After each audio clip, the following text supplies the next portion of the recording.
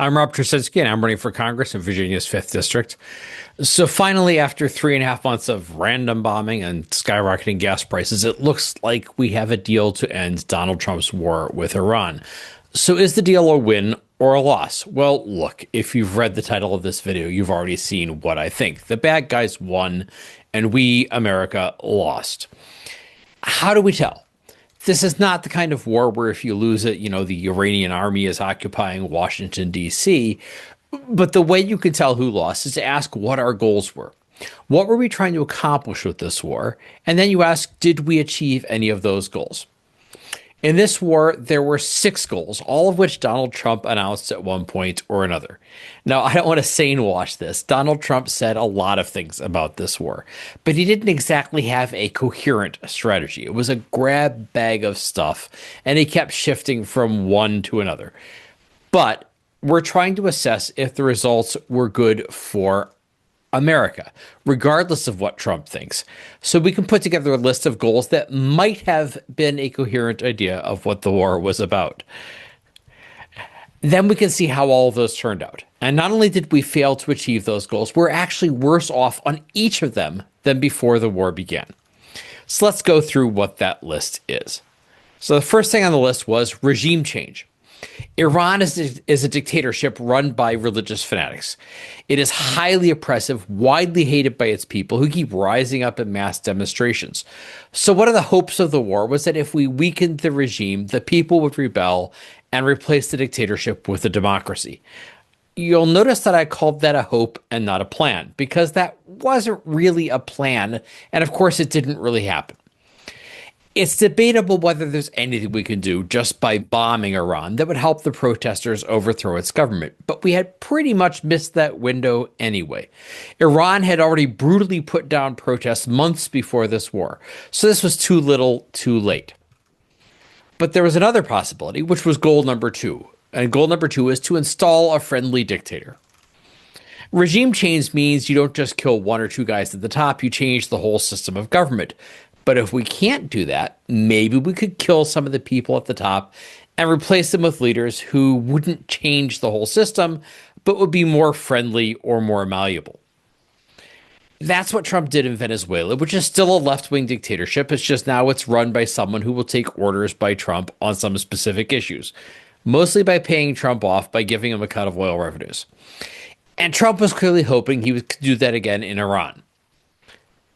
There are reports there was a crazy scheme to bring in Mahmoud Ahmadinejad, a former president of Iran. And that's kind of funny because about 15 years ago, this was the guy who was considered the wild-eyed crazy man we should be afraid of. And now he's the guy we were trying to install. But that plan maybe lasted all of like one day before it went poof. Again, this was more of a hope than a plan. It was a fantasy. So where does that leave us? We didn't change the regime. We didn't replace the leadership with someone friendlier. Instead, we actually got a more hardline, more fanatical regime, which is more firmly in power than it was before. When you fail to plan, you plan to fail. We did not have any realistic plan for a regime change or new leadership. We had promises and vague hopes. So we failed and we're worse off than we were before. So let's look at the third goal. The third goal was end Iran's support for terrorist proxies. Now, Iran has a long and baleful history of supporting terrorist groups throughout the Middle East, including Hamas in Gaza, Hezbollah in Lebanon, the Houthis in Yemen, and these groups are just causing no end of trouble. So one of the goals was to get them to stop doing that.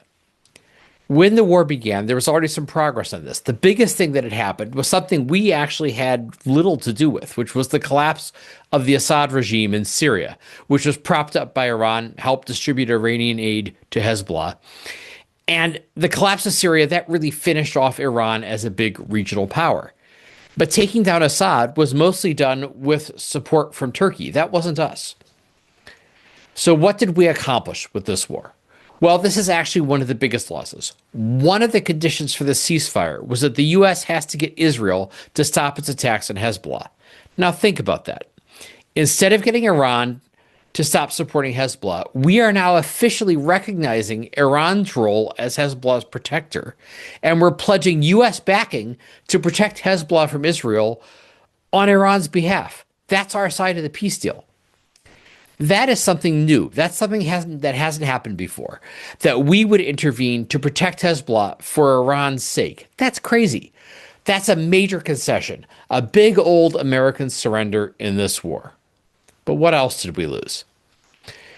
Let's go to the fourth goal. The fourth goal was to destroy Iran's missile and drone programs. Now, Iran's been able to harass Israel and threaten a bunch of our other allies in the Middle East by hitting them with missiles and drones. So we were trying to destroy their missile program, but we didn't do that. In fact, we mostly just managed to help Iran demonstrate how resilient its missile program is to American and Israeli attack and exactly how much they can hit our military bases in the Gulf, our allies' oil and gas facilities, etc. So Iranian threats in the region are now more potent than ever because everyone knows how much they can everyone knows how much they can hit, and they know that we can't stop them. The only good guys who benefited from all of this are the Ukrainians, who've been going through the region telling everyone, we have the technology to protect against Iranian drones, because they've been dealing with that problem for 4 years, often without our help. Then finally, there's the biggest goal. And the biggest goal was to end Iran's nuclear weapons program. Now, here's where I have to point out that what we have so far is not really a peace agreement. It's a ceasefire, but it's more of an agreement to hold more negotiations to come to another agreement. And all the really tough stuff, the big issues, those are pushed back as something we're going to deal with later. But in the meantime, Trump seems to agree on letting Iran have something like $300 billion in frozen assets. So let's put that in perspective.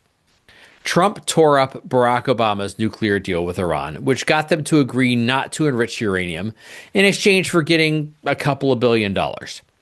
Trump is promising way more money than that, but getting nothing specific in return on nuclear weapons. And here's the thing. There's no reason to think we're going to get more in some future agreement than we're getting now. If we can't get them to budge on this issue after bombing them for 3.5 months, really bringing down the hammer with as much military force as the U.S. seems willing to use, if we can't get them to make a deal now with all the guns and money, we have no reason to think we're going to get any more out of them in the future. So all this stuff getting kicked back to some future deal, including the nuclear program, we should assume we're getting nothing on that. The reason why Trump had to cave on this is because he desperately wanted out of this war. He needed a deal more than the Iranian regime did. And that brings us to the sixth thing on our list. And this is not a goal we went into the war with. This is an issue where, get this, we managed to lose without even thinking it was an issue when we started the war. And that's the Strait of Hormuz. So the sixth issue is the Strait of Hormuz being open. This is that sort of narrow spot in the Persian Gulf where all the sea traffic, all the oil tankers have to go right up against Iran to get oil and natural gas from places like Qatar and Kuwait and Iraq and Saudi Arabia.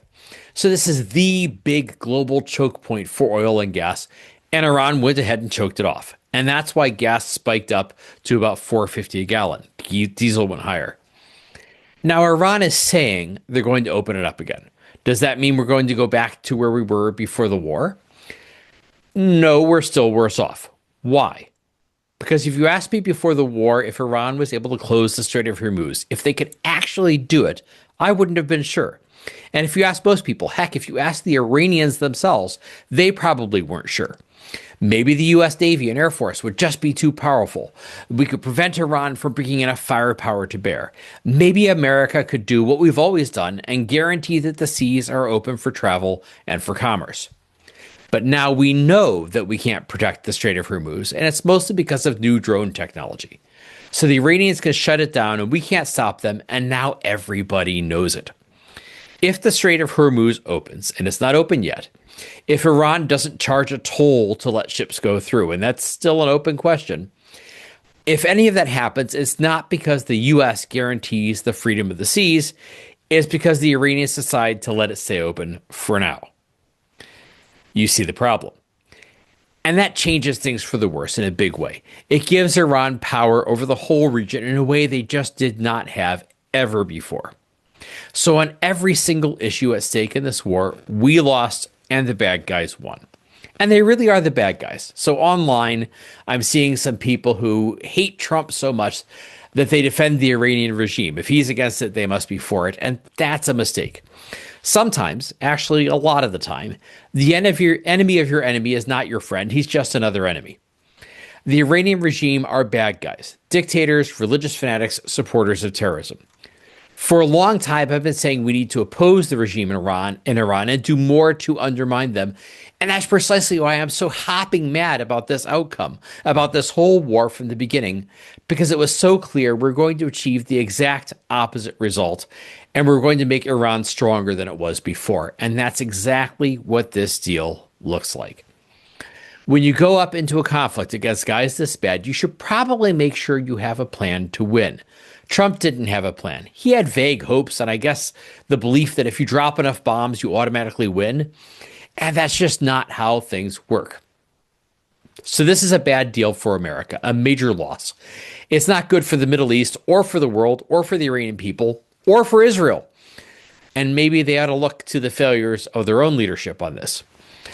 And to bring this back to my campaign and why I'm running for Congress, this loss, all the economic damage, all the damage to farmers, to the average person's pocketbook, all of it can be traced to one thing.